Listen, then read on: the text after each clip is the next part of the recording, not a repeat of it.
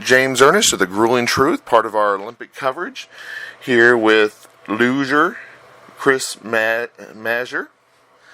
Chris, how did you become a luger?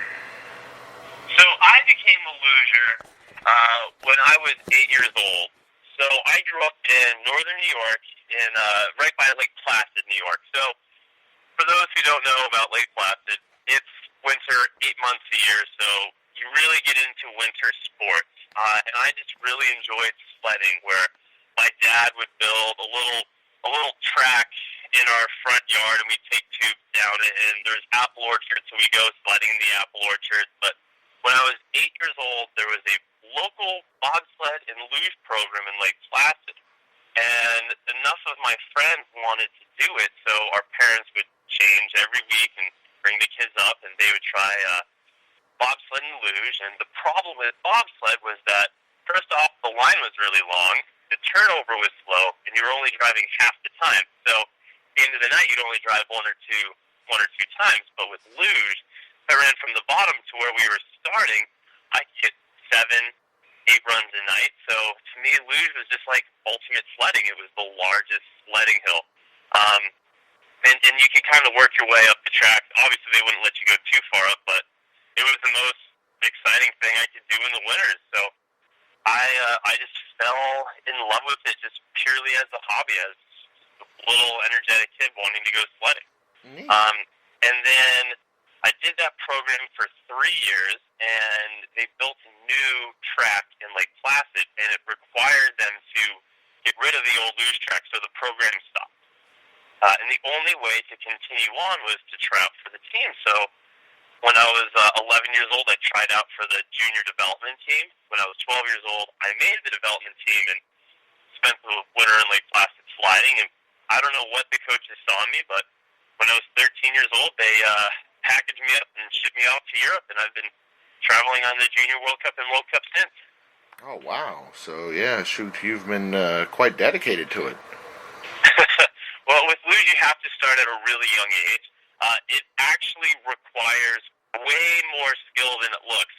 I mean, the best guys, we've been doing the sport 15, 20 years, so we make it look relatively easy, but it takes 5 to 6 years of sliding every day in the winter to be able to go off the top. So it's there's a lot more going on than it looks. So we have to start really young. Exactly, because the big part about it is that it's a lot of like tiny movements, right? To be able to adjust the when you're moving with the legs. Yeah. Yeah, there's a lot of tiny movements. In addition to that, it's how you react as an individual. So when you're on the sled, you have to be perfectly relaxed, and that's what I don't think people realize, is that if we tense up, if we get nervous at all, it actually throws off the balance of the sled, and we can get out of control, and that's when we start messing up. So the entire time we're doing the sport, we're making little movements, but we have to be 100% confident and relaxed. And if we tense up, that reacts with the sled adversely, and then we mess up. So little movements, but when we're going 90 miles an hour, half an inch away from the wall, we have to be perfectly relaxed. And that's another hard thing. It's more of a mental sport at that point. So kind of NASCAR if you didn't have a car around you. Exactly. And the walls are very close to you at all times. Mm-hmm. Yeah, I was going to say, that sounds quite intense. So that's why you love luge so much, is because it's, like you said, it's so intense, it's so fast-paced. Is that right? Or what else excites you about luge? Well, luge is not only intense, it's fast. I have a little bit of ADHD, and it allows me to focus 100% more than anything else I've ever tried or experienced, where you have to be 100% in the moment, committed. It's funny, when you're on the start handles, you might have to go to the bathroom, you might be trying to remember something, but when you get to the bottom, you won't have to go to the bathroom anymore, and you'll forget pretty much anything that you were thinking at the start. It just requires such focus. So not only is there the speed element, you're pulling G-forces, so not only do you feel pressure on your body, It's almost like you're not conquering something, but when you get to the bottom with a good run, it's such a sense of achievement because it takes 5 to 10 years of messing up along the way, and I mean, after a while, you take for granted, like, oh, I'm having good runs a lot. But to get to that point, it really is a sense of accomplishment when you make it down to the bottom with a good, clean run. So, like you were saying, shoot, you all make it look easy. So, as you've progressed over the years, the Olympic quality athletes, for them, it's kind of like riding a roller coaster, where for somebody who would be starting out would be almost impossible because you'd be hitting the walls and all that kind of craziness. Well, a little bit.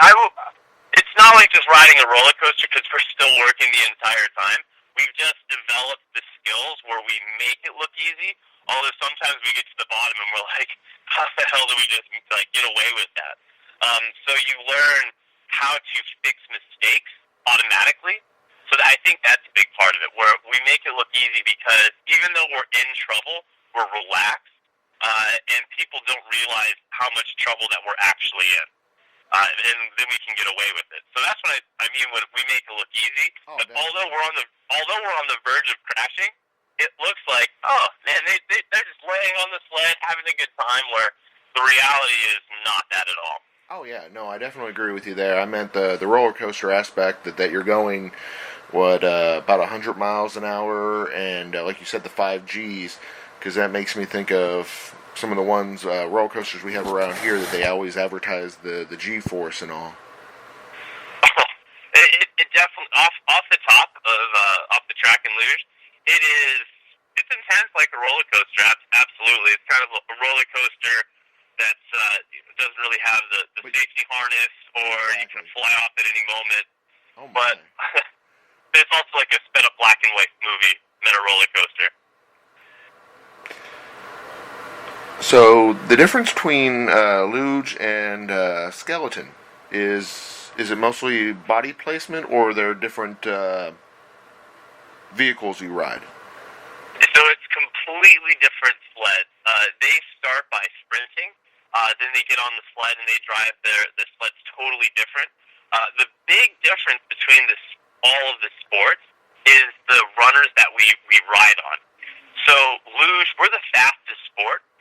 That's because our runners are kind of sharp going into the ice. Mm-hmm. So we have the ability to really drive the sled and pick that perfect line, which allows us to accelerate down the track. The problem with that, even though we have more control, is that when we get out of control, it's way more dangerous because instead of sliding around the track, our steels will stick into the ice and we'll shoot at a 30 or 40 degree angle into the top of the curve or the walls. Sometimes we have enough control where if we hit the top of a curve, we can shoot straight down to the inside wall, and that's where the bad crashes happen in luge. With skeleton, the runners are actually more round, mm-hmm. So they slide around a lot more. So they don't have as much control as us by design. So that's why when you watch skeleton races, you'll see sleds really high in the curves, and they'll come out and they'll hit walls at times, where you won't really see that with luge. So the sleds are completely different, and how you drive them is different. So who are currently, besides yourself, the best in the world today? So the men's field, it's crazy hearing all of the coaches who have slid in all the past generations say that right now the current men's World Cup circuit is the most competitive it's ever been. So Russia has really stepped up their game the last 2-3 years. They have 3 guys that finished in the top 5. They came out of nowhere over the last 4 years and have a solid team. The Germans have predominantly dominated the sport. So at any time there's 4 or 5 Germans that can win a medal.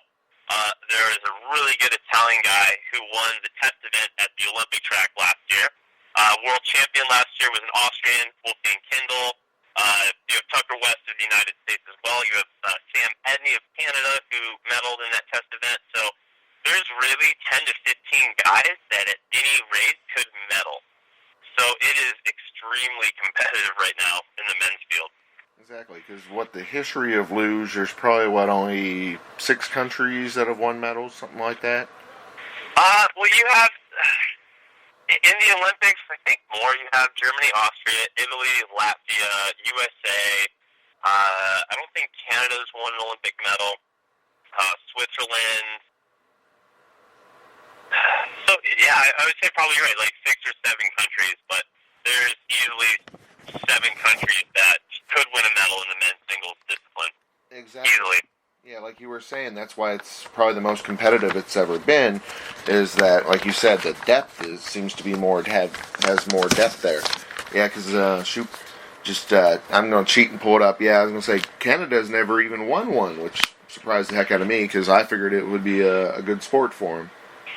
Yeah, they had a couple 4th places, so they definitely do really well. They just haven't won an Olympic medal.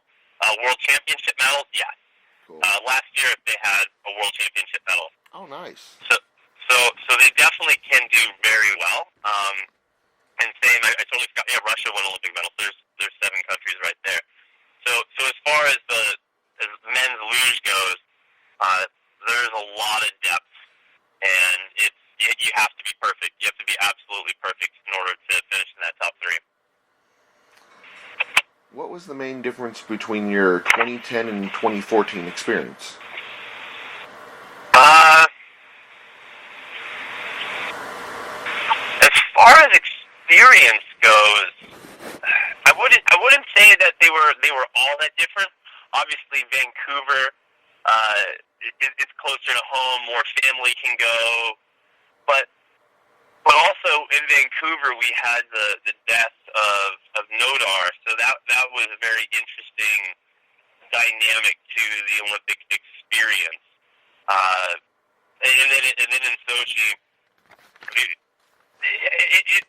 they both were very similar, where you have this goal to make the Olympic team, and you work 4 years on it. Marching in an opening ceremony is by far the most amazing experience of my life. And then once you're competing at that level, it's not that it's more intense, but there's a bigger atmosphere. So competition wise, it was not the most pressure, but the best atmosphere I've competed in. But really, you have to give it up to the first Olympics because you have no idea what that's going to be like. And it's like everything you thought it would be and more, essentially, where you have access to all of the other sports. It's the Olympics, all eyes are on you. Luge is predominantly a small sport, so to come into the spotlight is a really cool sensation. So, the Olympics is just the biggest event that I will ever participate in, and because of that, I think every Olympics is going to be very similar. So, of course, you're excited and looking forward to the 2018 after your, was it a 3rd place finish? At the test event, I messed up. I got 11th. I hit out of curve 9. That's a pretty tricky curve combination up there. So to go 4 runs in Pyeongchang clean is going to be the challenge. Oh, definitely. It was it 3rd for the season, something like that you ended up doing recently? Yeah. So that was the 2015-16 season. I finished 3rd overall in the World Cup standings. Nice. So that's got to be something good to be able to build on, and then you won the Lake Placid, and then there was another event that you and your teammate both did really well. Yeah. So Lake Placid won that 2 years ago, and then the following week in Park City won that World Cup. So over the last 4 years, I've finished in the top 5 3 out of 4 years, and that's great momentum to ride, and we've got a really good program in the United States right now. So we'd really love to be the first American men's singles to win an Olympic medal, because that is yet to be done. So that is the goal for Pyeongchang. So tell us a little bit about that interesting 4K video you all did a while back. Which video? The Frozen video where you all were just kind of like standing there, frozen. Yeah, the little mannequin challenge. Yeah, as a team, it was just a current trending thing to do. So I thought it would be fun to get the whole team in the weight room to do the mannequin challenge, and they pulled it off. That was really good. I had the easy part. I just had to walk around with the camera filming everybody. Yeah, I was gonna say they did amazing. I mean, shoot. That was the first take also. Oh wow. Because people are lifting. It's the World Cup week, so people are kind of focused, and no one. Some people really didn't want to do it, so essentially it was like, all right, we'll just stand here for a couple minutes. And luckily it just took one take, and then everyone dispersed. So it worked out well. Yeah, because, I mean, shoot, as you were doing it at first, I'm like, okay, maybe it's just paused or something.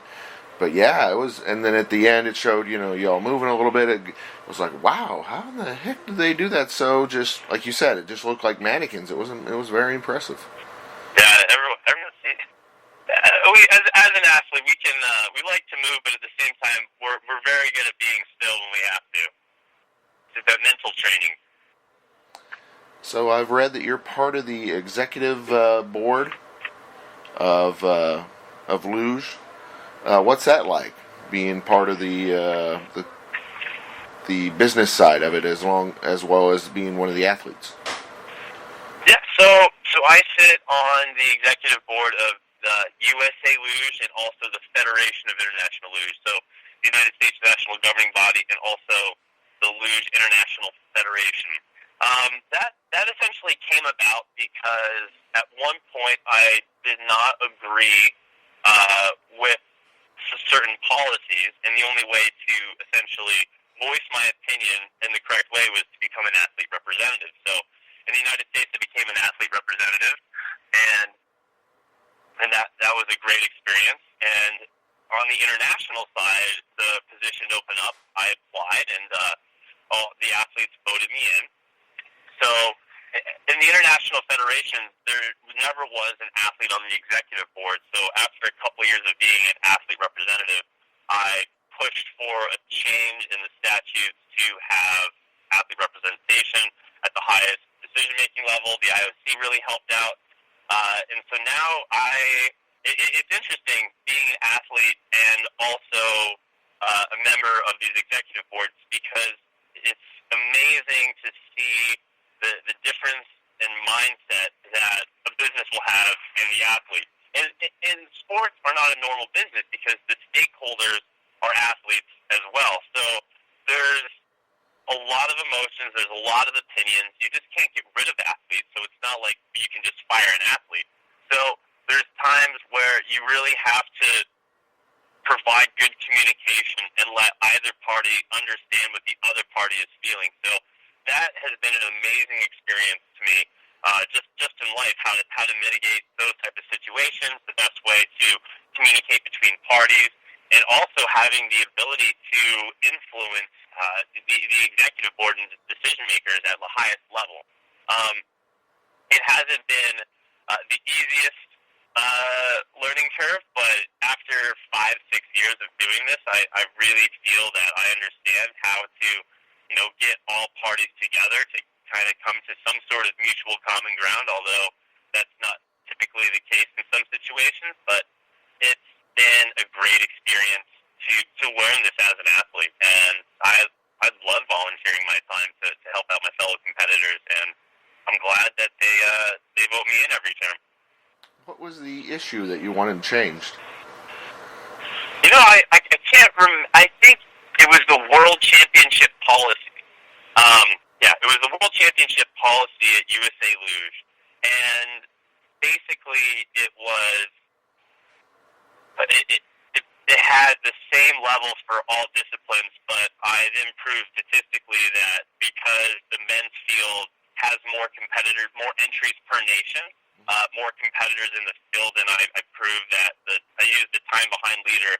That then I got the system changed, because before it was you had to make like a 12th place result or better essentially to go to World Championships, and if you didn't, you would go home. Or I just basically said that was unfair, and I needed to be an athlete rep, and so I think that was the issue that made me raise my hand and volunteer for that position. Makes sense. If it's a more competitive field, a more depth field, yeah, more people should be able to participate, and so that makes sense. That was my argument. Yeah. Let's see. Did they ever have any debates over the temperature of the blades? I know that's something that they monitor very intensely.